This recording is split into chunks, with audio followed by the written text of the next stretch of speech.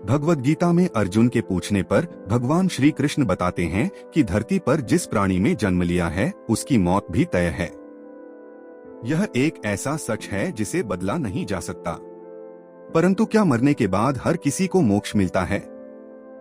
इसका सीधा उत्तर है नहीं।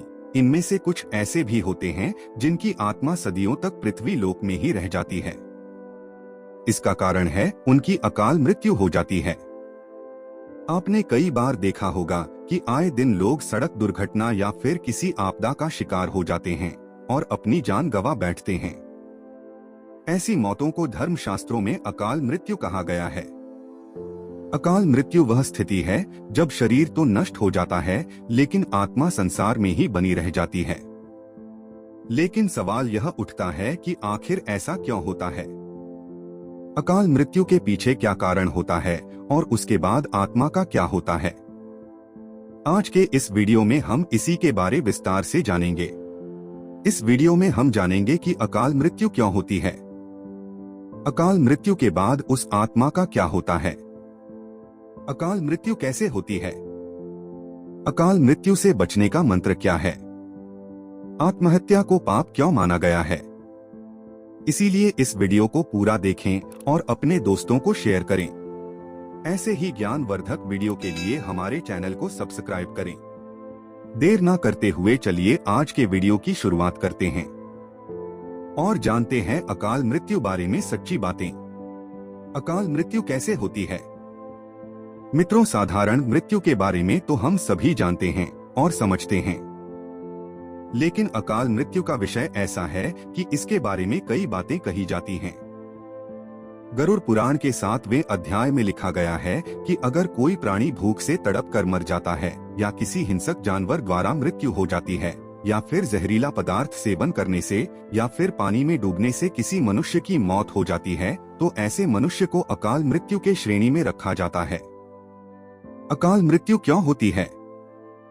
दोस्तों, अकाल मृत्यु किसी भी कारण से हो सकती है, फिर चाहे वह किसी रोग के कारण हो, यह दुर्घटना के कारण। ऐसे में मनुष्य अक्सर यही सोचता है को काश ये उनके साथ नहीं हुआ होता तो शायद इसकी मृत्यु नहीं होती। परंतु अकाल मृत्यु का कारण अनेक जन्मों में किए गए दुष्कर्म को बताया गया है। गरुड़ पुराण में इसी प्रसंग में गरुड़ जी ने श्री हरि से यह प्रश्न पूछा था, जब वेदों में मनुष्य की उम्र 100 साल निश्चित की गई है तो उनकी अकाल मृत्यु क्यों हो जाती है? इस सवाल के उत्तर में श्री हरि बताते हैं कि यह सच है, वेदों में मनुष्य की उम्र 100 साल निर्धारित की गई है, परंतु इसमें दुष्कर्म को नहीं मिलाया गया है। यानी हर इंसान की मृत्यु तभी होती है जब उसके पास धर्म कार्यों के लिए शक्ति नहीं होती है या फिर उसका शरीर उसे धर्म कार्य करने की इजाजत नहीं देता। इसके अलावा जब कोई इंसान अपनी इच्छा से धर्म कार्यों को त्याग देता है तो पृथ्वी पर उसके जीवन की अवधि कम होती जाती है। देखा जाए तो हर इंसान का कर्म ही उसका धर्म होता है। मनुष्य की मृत्यु तब होती है जब उसके पास अपने इन कर्मों को निभाने की शक्ति या इच्छा नहीं होती। इंसान की उम्र भले ही 100 साल हो, लेकिन अपने कर्मों के जरिए वह अपनी उम्र को खुद ही नष्ट करता चला जाता है। वेदों का ज्ञान न होने से मनुष्य जान ही नहीं पाता कि वह कब कुकर्म करता जाता है। इसलिए हर मनुष्य को धर्म और अधर्म के बारे में अवश्य जानना चाहिए। अकाल मृत्यु के बाद आत्मा का क्या होता है? गरुड़ पुराण में विष्णु जी यह भी कहते हैं कि मनुष्य के जीवन के साथ चक्र निश्चित है। अकाल मृत्यु को प्राप्त होने वाले जो मनुष्य इस चक्र को पूरा नहीं कर पाते उसे मृत्यु के बाद भी कई प्रकार के कष्ट भोगने पड़ते हैं। दरअसल अचानक ही मृत्यु होने की वजह से मनुष्य की इच्छा, कामना और तृष्णा बनी रहती है जो कभी पूरी नहीं हो पाती।